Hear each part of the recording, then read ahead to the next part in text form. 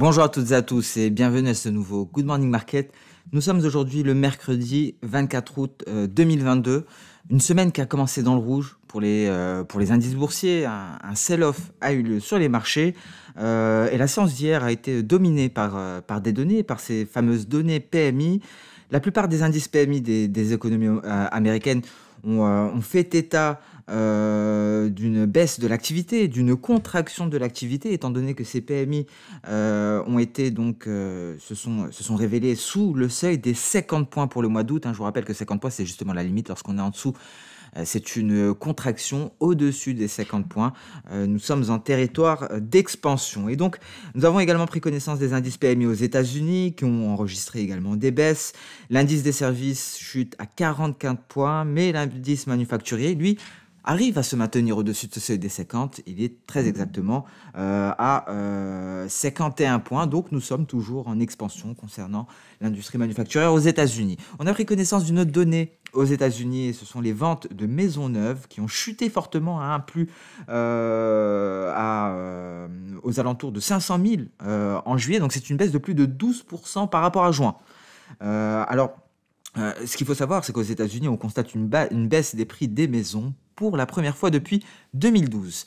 Alors, un mot sur la politique monétaire. À 2 jours de Jackson Hole, Kashkari de la Réserve fédérale américaine a déclaré que les taux devraient rester élevés tant que l'inflation reste élevée et que la Fed donc ne relâchera pas ce processus de hausse des taux d'intérêt. Elle ne le fera que lorsqu'il y aura des preuves d'une inflation approchant les 2%. Alors, on va insister un petit peu... un mot, bien entendu, sur la politique monétaire, parce que nous avons un gros événement vendredi. C'est jeudi et vendredi, plutôt, c'est Jackson Hole. Alors, pour les banquiers centraux, Jackson Hole, c'est vraiment l'événement le plus important de l'année. Et donc, vu le contexte de cette année 2022, cet événement sera bien entendu crucial, parce que la question que vont se poser les banquiers centraux, faut-il continuer de relever les taux d'intérêt pour lutter contre l'inflation au risque de provoquer une récession? C'est la question que tout le monde se pose. Nous sommes face donc à 2 risques majeurs, une inflation, une récession qui approche à grands pas, et si les politiques monétaires restent restrictives, cette récession va se manifester de manière assez brutale. Et donc, Jérôme Powell devra répondre à cette question. La remplaçante de Christine Lagarde de la Banque Centrale Européenne devra également répondre à ces questions. Et donc, ce sera un événement très attendu, un événement de taille, parce que la politique monétaire fait partie justement donc de ces catalyseurs du marché qui dominent depuis plusieurs semaines, voire plusieurs mois. Ce qui domine également depuis plusieurs mois, c'est le marché de l'énergie, ce qui est sous les feux de la rampe. Et ça continue. Le pétrole se ressaisit fortement, forte hausse du pétrole, on peut le voir. On était allé marquer un creux de court terme. La reprise se poursuit, et ce malgré ces signes de récession dans le monde, parce que qui dit récession dit baisse de la demande de pétrole. Donc c'est peut-être ce qui pourrait deux éléments pourraient apaiser le marché pétrolier. Une récession, qui effectivement serait une bonne nouvelle pour le prix à la pompe, mais serait une très mauvaise nouvelle pour l'économie. Et sinon, il y a l'accord sur le nucléaire iranien, on va y revenir. Et l'OPEP+, d'ailleurs, de son côté, a indiqué que le cartel pourrait décider de réduire la production cette année, justement si un accord nucléaire était conclu. Et selon CNN, l'Iran a abandonné des exigences très importantes dans cet accord nucléaire, et ça pourrait donc augmenter la probabilité d'arriver à un accord justement avant les élections américaines. Et donc concrètement, l'Iran a fait une nouvelle proposition sur l'accord nucléaire, une proposition qui a été très bien accueillie par l'Union européenne et d'autres acteurs, mais on n'a pas eu de réaction des États-Unis pour le moment. Les États-Unis qui devraient répondre aujourd'hui à la proposition iranienne. Alors, un mot à présent sur le gaz naturel après le pétrole. Vous savez qu'on parle très souvent ici de 2 différents prix du gaz naturel. Il y a le prix du gaz naturel en Europe et celui aux États-Unis. Alors, ce qu'il faut savoir, c'est qu'en Europe, on a atteint des niveaux très inquiétants, que ce soit sur le spot ou sur les marchés futurs. Autant vous dire que les prochaines factures s'annoncent salées. Les prix du gaz en Europe ont tout de même enregistré une légère baisse hier, compte tenu du fait que Gazprom n'a pas l'intention de suspendre le transport de gaz naturel à partir du 31 août. Outre-Atlantique, Aux États-Unis, les prix du gaz naturel ont également enregistré un recul beaucoup plus important que l'on va voir ici sur la plateforme Xstation 5, parce que ce que nous proposons chez XTB, ce sont justement les contrats sur le gaz naturel américain. Alors, pourquoi ce recul des prix du gaz naturel américain? Ce recul fait suite à des informations qui ont été publiées par Freeport. Freeport, on en a déjà parlé, vous savez, c'est ce terminal d'exportation de gaz naturel liquéfié. Alors, selon Freeport, Freeport ne pourrait pas offrir ses services avant la mi-novembre au plus tôt, alors qu'avant on parlait du mois d'octobre. Ça signifie quoi pour les prix du gaz naturel américain? Ça signifie quoi pour le marché du gaz naturel américain? Cela signifie que ce GNL, ce gaz naturel liquéfié, qui était destiné à l'Europe, qui était destiné à venir au secours de l'Europe face à la crise énergétique qui frappe les membres de l'Union européenne, ce gaz-là, justement, restera aux États-Unis et permettra de répondre à la demande nationale de gaz naturel, ce qui explique la baisse considérable des prix. Et donc il y aura, vous l'aurez compris, une décorrélation. On a une légère détente sur les prix du gaz naturel en Europe, mais ces derniers devraient repartir à la hausse quand les prix du gaz naturel aux États-Unis pourraient poursuivre éventuellement un repli sur le court terme. On va le voir, on va en parler plus dans le détail. Avant cela, on fait la revue des indices boursiers. On avait abordé la semaine dernière cette zone de résistance et finalement les acheteurs n'ont pas réussi à l'atteindre pour tenter de la franchir. Et ce sont les vendeurs qui ont repris la main à ce niveau-là. On intègre le nuage et vous voyez, nous sommes sur le point éventuellement d'avoir un signal de vente. Alors si reprise il y a, elle devrait avoir lieu avant la fin de semaine. Sinon, on aura un signal de vente et là, ce serait direction les récents creux, direction ce support des 12 435 points, un support qui a bien tenu. Mais attention, si on s'y attaque vendredi, suite donc aux nouvelles qui nous parviendront de Jackson Hole concernant la politique monétaire, là effectivement je ne serais pas surpris de voir une cassure de ce support. Donc la prudence est de mise pour cette fin de semaine. En tout cas graphiquement on le ressent quelque peu avec notamment ce signal en H4 qui a été validé par la lagging span. On est passé sous ce retracement de Fibonacci. On marque le pas à l'heure actuelle et on pourrait aller chercher les 12 915 si le repli venait à se poursuivre. Donc une semaine assez compliquée. Les valeurs technologiques également se sont fortement repliées. On a annulé un signal d'achat ici. On a été donc attiré par ce fameux trou d'air. Et là, on est sur le dernier rempart avant le nuage, et c'est notre Kijun aux alentours des 12 855 points. En données H4, même topo, franchissement du nuage, signal de vente. Donc ici, on n'est très certainement pas sur le creux, mais on pourrait aller chercher un creux un peu plus bas. Pourquoi pas ici à 38,2% sur retracement de Fibo à 12 670 points. En tout cas, en attendant vendredi. S&P 500.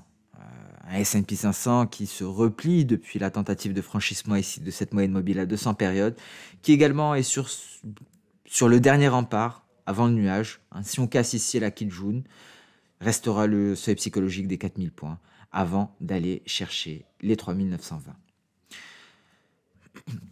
Même topo en données H4, ici, sortie du nuage, signal de vente. Donc vous l'aurez compris, la prudence est de mise et c'est la politique monétaire, les informations qui nous parviendront de Jackson Hole qui seront décisives en cette fin de semaine et qui vont dicter la suite des événements pour la fin de ce mois d'août.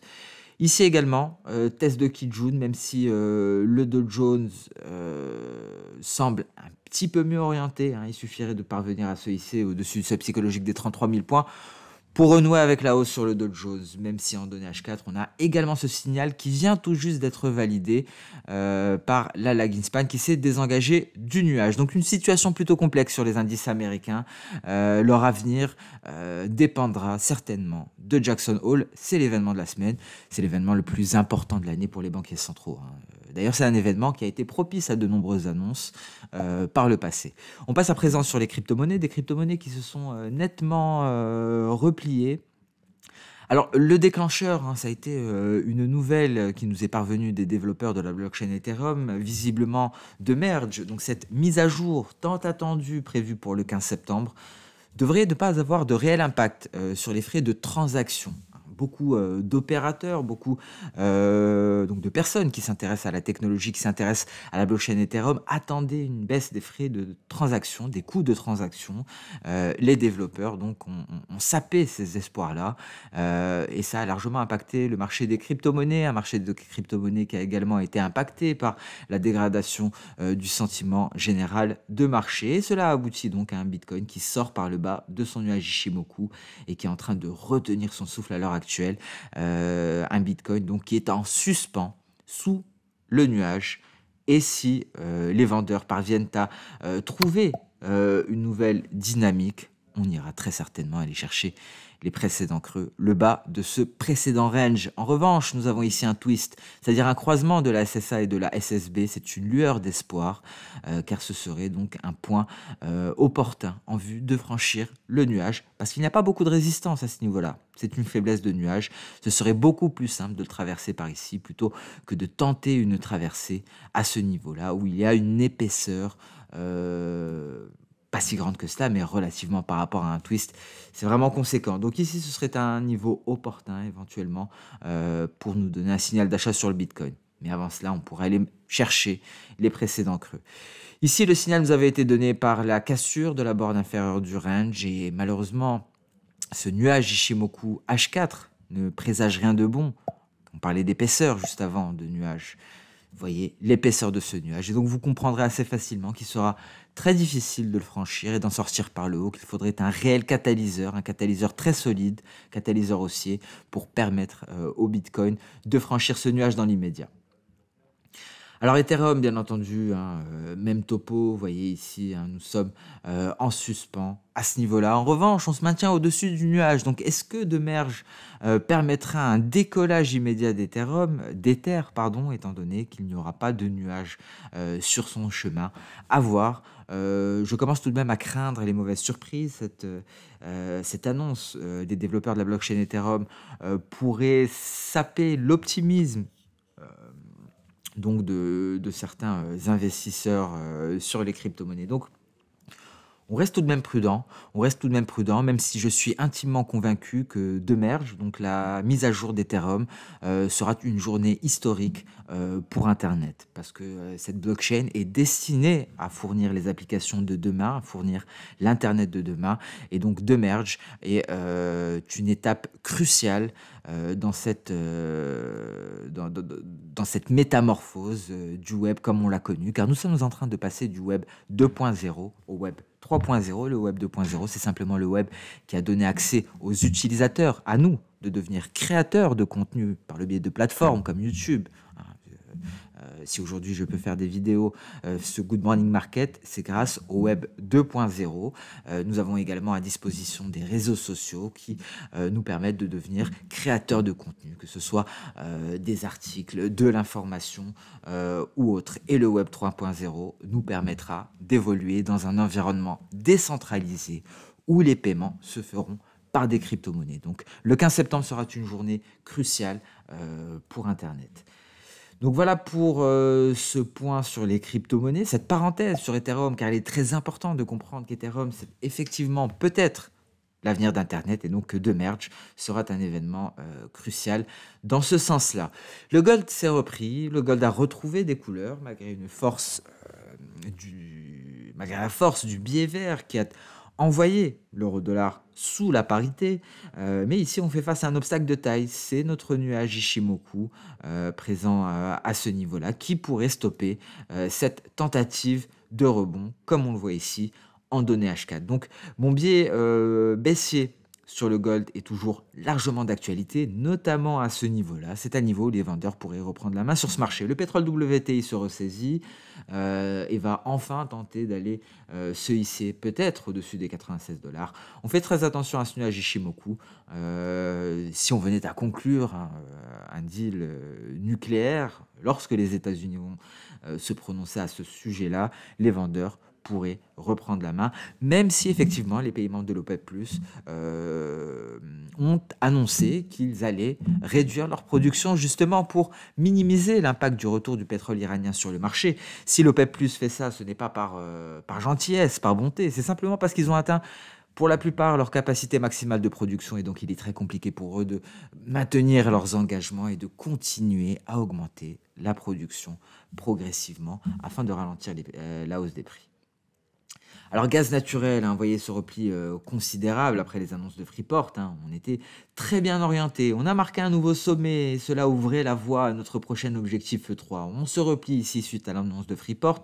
On va chercher le nuage en données H4 et c'est peut-être pour un redémarrage haussier. Alors certes, on souffle à ce niveau-là, mais d'un point de vue technique, cela ne me remet pas en cause la tendance haussière actuelle, tendance haussière avec une très belle dynamique pour le gaz naturel. Le coton, on est à un point très intéressant, on est ici stationnaire sur le niveau de l'objectif théorique de cette figure en épaule-tête-épaule inversée, on en avait parlé, qui nous a permis de combler 3 gaps successifs et maintenant, le but est d'aller combler ce gap massif et cela ne sera possible que lorsqu'il y aura à ce niveau-là une sortie du nuage par le haut. Cela nous indiquerait éventuellement un comblement du gap. Et vous voyez l'intérêt ici de ce signal, une hausse de plus de 20% pour le coton. Un mot sur le marché des changes, on va aller constater le dollar américain qui retrouve sa couronne de roi du marché des changes, qui est un dollar américain qui allait marquer un nouveau sommet, qui est allé chercher plutôt les précédents sommets. Alors ici, pour envisager une poursuite de la hausse du billet vert et donc une poursuite de la baisse de l'euro-dollar, il faut absolument se hisser au-dessus de ce niveau. Sinon, nous avons quoi à ce niveau ? Si le dollar américain se replie et si ce dernier va franchir le nuage, on aura un double sommet, une figure de retournement et dans ce cas-là, on retrouvera donc la ligne de coup à ce niveau-là, au niveau des 104.400 et on trouvera un objectif théorique plutôt intéressant en reportant la hauteur de cette figure. Alors, même si vous ne tradez pas le dollar américain, ce qu'il faut comprendre, c'est qu'avoir une telle indication, avoir un signal de vente sur le dollar américain permet donc d'agir sur n'importe quelle paire de devises face au dollar. Parce qu'une baisse du billet vert, un tel repli du billet vert permettra à l'euro-dollar de se redresser et de s'attaquer à son nuage Ichimoku et d'aller chercher éventuellement les 1.01 dans un premier temps et pourquoi pas par la suite les 1.028. Pour le moment, comme vous pouvez le constater, nous sommes sous la parité avec une lagging span qui se libère et encore une fois sur le marché des changes, Jackson Hole sera déterminant.